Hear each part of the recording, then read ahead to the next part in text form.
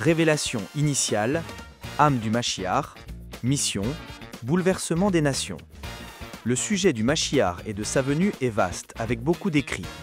Nos maîtres donnent des repères simples pour lire les étapes et comprendre ce que cela demande de nous. Shalom et bienvenue. Aujourd'hui, on présente le top 10 des extraits du Rav Ran Shaya pour nous éclairer sur le déroulement de sa venue. Depuis l'identité qui se révèle et l'âme qui descend jusqu'aux signes, aux missions et au contexte des nations, installez-vous, on commence. Top 10, qui est Mashiach? Top 1, révélation initiale et identité dévoilée. Au début, le Mashiach ne sait pas qu'il est Mashiach. Et un beau jour, Dieu se dévoile à lui et lui dévoile qu'il est le Mashiach. Mais ça ne change rien. Il n'est pas investi de pouvoir, il ne fait rien, il ne fait pas des miracles, il n'est pas connu, personne ne sait que c'est lui. Top 2, l'âme du Mashiach expliquée clairement. L'âme du Mashiach a été créée au début du monde, dans le deuxième verset de la Torah, et l'Esprit de Dieu soufflait sur la face des eaux. L'Esprit de Dieu, les sages Israël ont dit, c'est le Mashiach, ou le nom du Mashiach. Le Zohar a dit que son âme se trouve dans un endroit dans le paradis qui s'appelle Kan Sipor. Kan Sipor, le nid de l'oiseau. Et là-bas, elle attend. Top 3, candidat possible à chaque génération. Il faut comprendre qu'à chaque génération, il y a un homme qui est susceptible de devenir Mashiach. C'est marqué que lorsque le temple a été détruit, il y a un petit bébé qui est né le même jour, le 9 Av, et lui était susceptible d'être Mashiach. Après, il est mort, il y a un autre qui vient. On sait sur certaines personnes qui depuis pouvaient être Mashiach. Haïm Akadosh, Rabbi Chaim Ben Attar. Il s'appelle Rabbi Chaim Ben Attar. Dans son livre, il écrit Mashiach dont le nom est Chaim. Et c'était un géant, un géant. Chaque génération, il y a quelqu'un qui peut être Mashiach. Et aussi, presque chaque génération, il y a des gens qui sont Mashiach Ben Yosef, qui d'habitude finissent tués. Top 4, l'âme descend dans un corps. Quand arrivera le moment où c'est Bezat Hashem très bientôt, l'âme du Mashiach qui est dans l'endroit du paradis qui s'appelle Kan Sipor descend dans cet homme-là et lui il sait qu'il est Mashiach. Mais il fait encore rien. Top 5, les contractions avant la délivrance. Tous les hommes qui ont vu leur femme accoucher, ils savent comment ça se passe. La dernière phase, c'est quand le bébé doit sortir. Et là, il faut que la femme, elle pousse. Alors, elle a des contractions qui font très très mal. Et puis, les sages-femmes ou les sages-femmes qui sont là lui disent « Vas-y, pousse, pousse, pousse, c'est la dernière contraction. » Alors, on ne peut plus, la femme déjà. La dernière.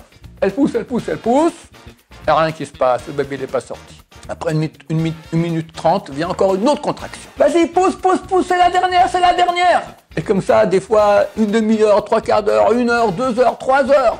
C'est la dernière. Est-ce qu'elle va dire, la sage-femme, écoutez, moi, ça fait 1 heure que me dit la sage-femme, c'est des histoires, on me dit que c'est la dernière, c'est des histoires. Elle prend son sac, elle rentre à la maison. Ça arrive un truc pareil. Elle est en train d'accoucher, la dame.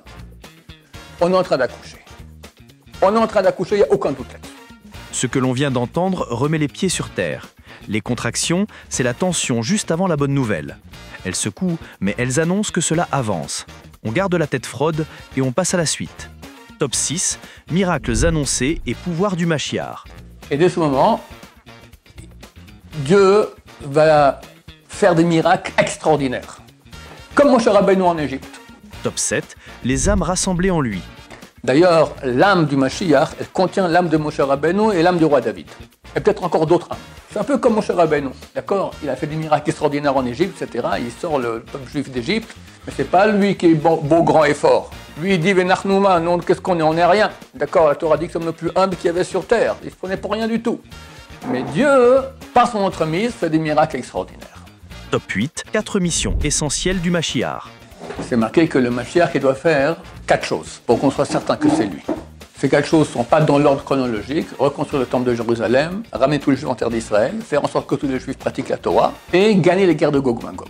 Top 9, Gog ou Magog, contexte mondial. Gog ou Magog, on y est déjà. Peut dire que ça a commencé. Mais ce n'est pas la grande guerre de Gog ou Magog. La grande guerre de Gog ou Magog, elle est écrite dans les Esquelles 38 et 39. C'est qu'il y a une union des peuples contre nous pour venir conquérir Jérusalem. Ils viennent du nord. Ça peut être la Russie. C'est marqué d'ailleurs que Gog, donc c'est le surnom du roi du pays qui est surnommé Magog, qui viendra avec beaucoup de peuples avec lui. C'est marqué Nessi Meshech Vetouval, le président de Meshech et Touval. Meshech, c'est Moscou, à mon avis. Touval, il y en a qui disent que c'est Istanbul. Touval, il y en a qui disent que c'est Tbilissi, c'est au nord de Jérusalem aussi. Rachi, dans Traité Sanhedrin, page 98, on a souvent cité, dit que pendant Gog ou Magog, l'Iran va conquérir l'Irak, et de là ils viennent et arrivent en Israël.